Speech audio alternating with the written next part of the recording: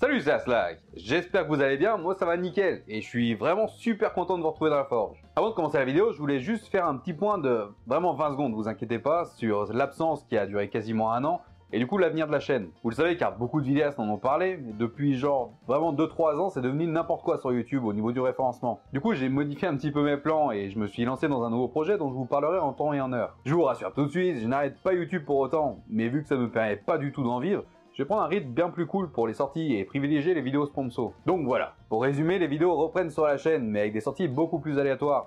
Et le meilleur moyen de savoir si une vidéo s'apprête à sortir, c'est de vous abonner à la chaîne évidemment et de me suivre sur les réseaux. Quoi qu'il en soit, je suis vraiment content de partager à nouveau avec vous les amis. Allez, générique.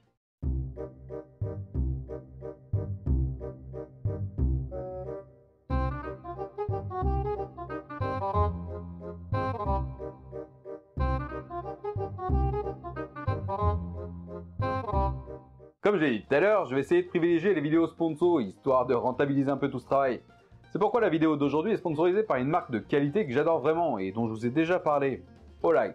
Et aujourd'hui, je vais vous présenter la lampe tactique Balder Pro Air. Oui, je sais, normalement ça se prononce Baldr, parce que c'est le nom d'un dieu nordique, mais c'est pas facile à prononcer, donc je vais me contenter du bon vieux Balder à la française. Et du coup, rien à voir, mais je trouve ça plutôt cool qu'ils utilisent des noms de la mythologie nordique, comme avec la lampe Odin dont je vous avais déjà parlé. Enfin bref, deux types de fixations sont fournis avec la lampe pour un montage sur rail Glock et Picatinny, ce qui est plutôt cool. Et elle est compatible également avec le contacteur déporté Olight dont je vous ai déjà parlé il y a quelques temps pour une utilisation sur canon long. Un système de fixation rapide et des interrupteurs de chaque côté de la lampe permettent une utilisation simple et rapide de manière ambidextre. 3 modes sont disponibles et soyez pas aussi con que moi. Quand je l'ai reçue, j'ai cru qu'elle était défectueuse et franchement ça m'a étonné de la part d'Olight car j'ai jamais eu le moins de problème avec leurs produits.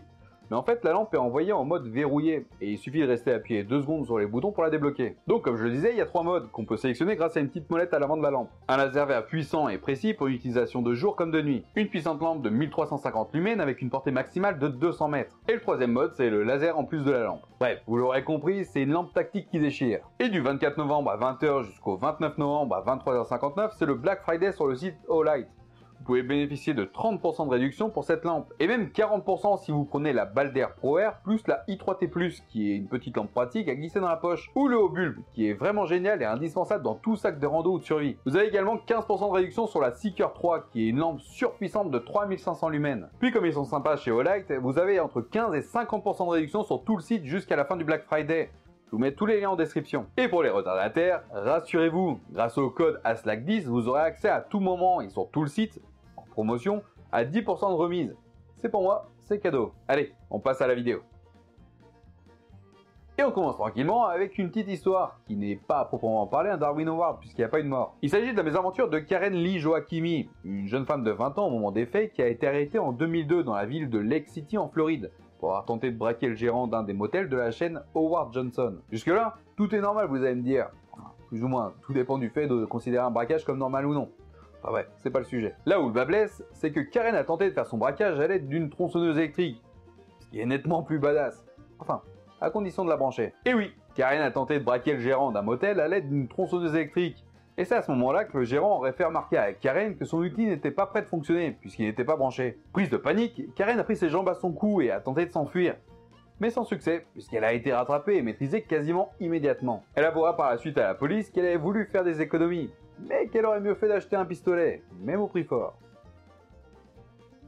Et on enchaîne maintenant avec une histoire d'Halloween. C'était il y a pas longtemps, on est encore un peu dans le thème. Nous sommes en 1994, lorsqu'un étudiant, qu'on va appeler Brian, vous allez comprendre pourquoi, décide de se déguiser en Dracula. Brian choisit alors minutieusement son costume pour qu'il soit le plus réaliste possible. Il sélectionne ses vêtements et imagine une scène de dingue pour faire une entrée époustouflante à sa soirée. Son idée, c'est de venir protéger son torse avec quelque chose et d'y planter un couteau pour que l'effet soit bluffant. Brian se dirige donc dans sa cuisine pour prendre un grand couteau. Il se dirige ensuite dans son garage pour récupérer un bout de planche en pin. Et il peut enfin mettre en place sa plaisanterie, qui va sans doute faire marrer tous ses amis. Brian s'habille, il glisse la petite planche en pin sous son t-shirt, attrape son couteau et un marteau et prend la route de sa soirée. Arrivé près de la porte, il décide que c'est le bon moment pour mettre la touche finale à son costume. Brian sort alors son couteau, le pose au niveau de son cœur et avec le marteau vient mettre un grand coup sur le manche pour enfoncer la lame solidement dans la planche. Sauf que le pain c'est un bois tendre. Et oui, vous le voyez tous venir, la fine planche en pain qu'il avait récupérée se fend en deux sous l'impact du couteau. Et la lame poursuit sa route pour venir se plonger profondément au niveau de son cœur. Brian aurait alors, dans un dernier élan, ouvert la porte et dit « Je l'ai vraiment fait ». avant de s'effondrer devant ses amis horrifiés. La prochaine histoire se passe en Suède, et plus précisément dans le quartier résidentiel de Nynäshamn, près de Stockholm, le 19 août 2016. Un homme marche tranquillement dans la rue quand son regard est attiré par quelque chose d'anormal entre les voitures. En s'approchant, le passant se rend compte qu'il s'agit en fait du corps d'un quinquagénaire gisant dans une mare de sang. Paniqué, l'homme se dépêche d'appeler le secours. Il arrive après seulement quelques minutes. Mais malheureusement, le médecin secouriste qui a été envoyé sur les lieux ne peut que constater la mort du quinquagénaire, visiblement due à une énorme hémorragie causée par une arme blanche, puisqu'il a retrouvé le couteau enfoncé dans son corps. Aussitôt, la police commence son enquête et inspecte les lieux tout en interrogeant le passant qui a découvert le corps. Un des policiers remarque alors que plusieurs pneus des voitures aux alentours ont été crevés, et il pense alors à un règlement de compte qui aurait mal tourné. Soit le quinquagénaire crevait les pneus et aurait été surpris par un propriétaire mécontent qui l'aurait tué, soit le quinquagénaire aurait surpris un vandale qui l'aurait alors poignardé pour s'échapper. La police se penche alors plus sérieusement sur la piste de l'homicide, pendant que le corps est transporté à la morgue pour une autopsie. Mais les pistes ne donnent rien, et après quelques jours et au vu des résultats de l'autopsie, la cause accidentelle est retenue. Le quinquagénaire aurait décidé pour on ne sait quelle raison de crever des pneus de voiture à l'aide d'un grand couteau. Mais un des pneus n'a pas réagi de la même manière que les autres et a explosé, propulsant alors la lame du couteau dans le corps de l'homme et touchant au passage des organes vitaux. Il a alors fait une grave hémorragie, ce qui a causé sa mort. Il a fait preuve d'un maximum de malchance, a alors exprimé le porte-parole de la police à la télévision nationale. Dans le premier épisode de cette série, je vous avais raconté l'histoire de Rajad, un jeune Texan mort en jouant à la roulette russe. D'ailleurs, si vous l'avez pas vu, je vous laisse aller y jeter un petit coup d'œil. Je vous mets le lien juste ici. Aujourd'hui, nous allons parler de l'histoire d'un de ses collègues du club des morts à cause d'un jeu à la con. Sylvester Bridell Jr., un jeune Delawareien de 26 ans, s'est donné la mort en février 1998 dans la ville de Selbyville. Alors qu'il passait une soirée tranquille mais alcoolisée avec ses amis, Sylvester propose plusieurs jeux à boire. Puis plus la soirée passe, et plus les paris stupides sont mis en place. Et plus l'alcool descend, plus les paris deviennent crades et dangereux, jusqu'à ce qu'un de ses amis défie Sylvester. Il lui parie alors qu'il ne sera pas capable de mettre 4 balles dans le barillet de son revolver comprenant 5 chambres, et de se tirer dans la bouche. Mais l'ego de Sylvester est touché, et l'alcool aidant, il s'exécute. Enfin, au sens figuré dans un premier temps. Il charge alors son revolver de 4 balles, laissant ainsi une chambre vide. Il fait tourner le barillet et le referme d'un coup sec. Sylvester dirige alors le canon de son revolver dans sa bouche, et presse la détente. Sylvester est mort ce soir-là, mais au moins il a gagné son pari.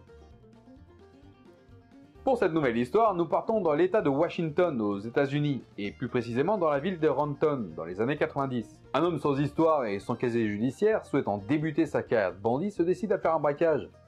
C'est alors qu'une succession de mauvaises décisions vont perturber ses plans. Premier choix stupide, il choisit pour cible l'établissement H&G Leather and Firearms, un armurier réputé du coin. Deuxième choix stupide, l'armurerie est remplie de clients, donc des tireurs confirmés et passionnés pour la plupart.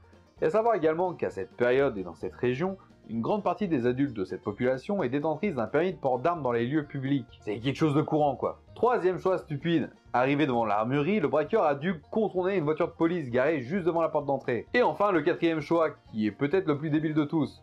Un policier en uniforme est accoudé au comptoir en train de boire un café avec ses amis avant de prendre officiellement son service. Malgré tout ça, le mec porte ses balls. En voyant le policier, il crie « C'est un hold-up !» tout en tirant quelques coups de feu en l'air. Puis en quelques secondes, le policier et un des employés de l'armurerie répliquent et abattent l'homme de plusieurs balles. Plusieurs autres clients avaient également dégainé leurs armes sans pour autant faire feu. Personne d'autre n'a été blessé. Il y a des jours comme ça dans la vie qui sont remplis de mauvaises décisions. Ça arrive à tout le monde, mais visiblement à des degrés différents.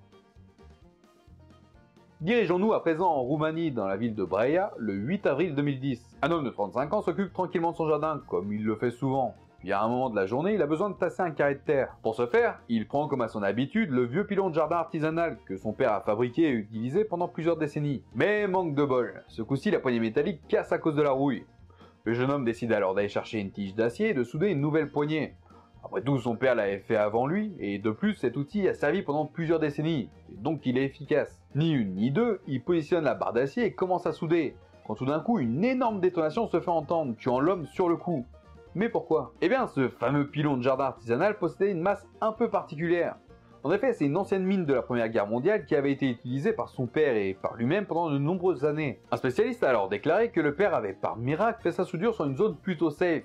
Mais le fils a eu beaucoup moins de chance, sa soudure a fait chauffer la poudre à l'intérieur de l'explosif, provoquant par une réaction en chaîne l'explosion de ce dernier, déchiquetant l'homme au passage. On peut dire du coup que ça a fait de l'engrais pour le jardin? Ouais, c'est peut-être un peu limite. Allez, passons à la dernière histoire. Cette fois, nous faisons route vers le Cambodge, dans la ville de Phnom Penh, le 22 mars 1999. Plusieurs décennies de guerre ont fait du sol cambodgien, et d'ailleurs de plusieurs autres pays du monde également, un véritable terrain miné. Des centaines de milliers de mines, de bombes et de munitions en tout genre sont encore enfouies à quelques centimètres dans le sol, prêtes à exploser à la moindre perturbation. Il est d'ailleurs très courant de tomber sur des explosifs et il faut pas croire que ça n'arrive qu'à l'étranger. En France aussi, ça arrive régulièrement que des explosifs vestiges des deux guerres refassent surface. Il y a d'ailleurs quelques années, une grenade a été découverte dans le lac du Bourget, pas loin de chez moi, et il a fallu l'intervention des démineurs pour la faire sauter en toute sécurité. Enfin bref, on s'égare du sujet. Repartons pour le Cambodge. Un jour, dans un village de la province de Svay Rieng, 3 amis passent la soirée dans un bar à boire et à se chamailler jusqu'à tard dans la nuit. Puis à un moment donné, sous l'emprise de l'alcool, un des 3 hommes sort une mine anti-char encore en parfait état qu'il avait trouvé quelques jours plus tôt dans son jardin. Puis les 3 amis étant bien alcoolisés, ils décident de poser la mine sur la table et de faire un mix entre la roulette russe et un jeu à boire. À tour de rôle, les hommes devaient vider leur verre puis venir taper sur la mine. Les autres villageois témoins de la scène redoutent le pire, et face au refus des 3 hommes d'arrêter leur conneries, ils partent tous précipitamment des lieux pour sauver leur peau. C'est alors que quelques minutes plus tard, le pire se produit. Une énorme détonation retentit pulvérisant les 3 hommes. Et le lendemain, vous pouvez lire dans le journal Rasmek Empouché à Delhi, leurs épouses n'ont pas pu retrouver leurs restes tant l'explosion a été destructrice. En même temps, une mine destinée à détruire le blindage d'Achar n'a pas dû avoir trop de mal à déchiqueter de la chair. Et c'est sur cette note joyeuse que se termine cette vidéo. Morale de l'histoire, les armes c'est comme les chiens, ce n'est dangereux que si c'est mis entre les mauvaises mains. J'espère que cette vidéo vous aura plu et j'espère également que vous êtes content de voir du nouveau contenu sur la chaîne. Comme d'habitude, n'hésitez pas à vous abonner, à partager et à me suivre sur les réseaux. Et encore merci à Olight d'avoir sponsorisé cette vidéo. Je vous rappelle que vous avez jusqu'au 29 novembre inclus pour bénéficier de 15 à 50% de réduction sur le site grâce au lien que vous trouverez en description. Et avec le code ASLAC10 valable tout le temps, vous bénéficiez de 10% de réduction sur tout le site, en dehors des articles déjà en promo. Allez, moi je vous dis à bientôt pour une nouvelle découverte. Salut!